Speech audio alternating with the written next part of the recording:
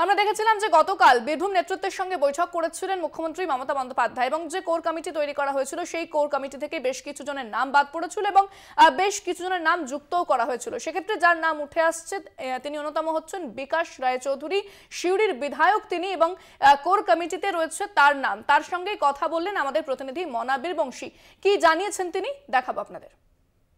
সফল জেলা পরিষদের সভাধিপতি, সে জায়গায় আপনাকে সরিয়ে কাজলকে নিয়ে আনা হলো, এই বিষয়টা আবার কাজলকে আবার বসিয়ে দেওয়া হলো, এই বিষয়টাকে কিভাবে দেখছেন? দেখুন, একটা জায়গায় একটা চেয়ারে তো সারা জীবন কেউ থাকতে পারে না।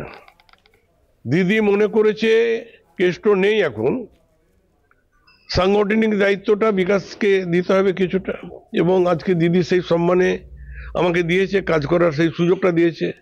এবং দিদি জানে, অনুব্রত মণ্ডল জানে, বিকাশ রাজনীতিকে যে দায়িত্বটা দেওয়া হয় সেই দায়িত্বটা সে সঠিকভাবে পালন করে। কাজল শেখকে সরিয়ে দেওয়া হলো, এই বিষয়টা কি বলবেন? কাজলকে সরিয়ে দেওয়া হয়নি, এটা ভুল। কাজলকে বলা হয়েছে, দিদি যেটা নির্দেশ দিয়েছেন, তুমি আরো মনোসংযোগ দাও জেলা পরিষদকে পরিচালনা করার ক্ষেত্রে। সংগঠন আর জেলা প্রশাসন দুটো এক হতে পারে না। সংগঠন সংগঠনের মধ্যে চলবে, জেলা পরিষদ তুমি সেইভাবে চালাবে, দুটোতে এক করলে হবে না এইটা। এবং এছাড়াও তাকে তো দুটো দায়িত্ব দিয়েছে দিদি, নানুর ব্লক দেখার জন্য আর কেতুগ্রাম দেখার জন্য।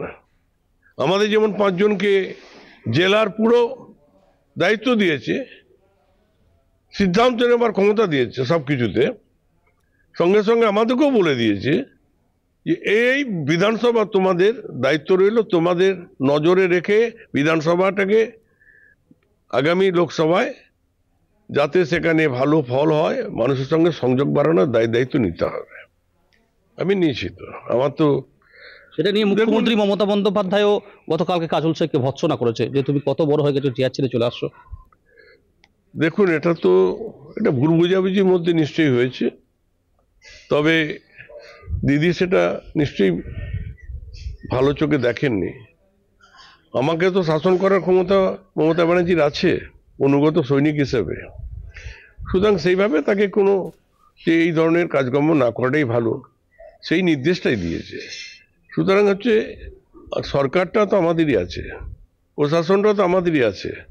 আমি দলীয় সংগঠনের মাথা হতে পারি, কিন্তু আমার কোনো ক্ষেত্রে আমার সরকার কোনো জায়গায় হেয় হয়, প্রশাসনিক লেভেল হেয় হয়, এটা তো কাম্য নয়।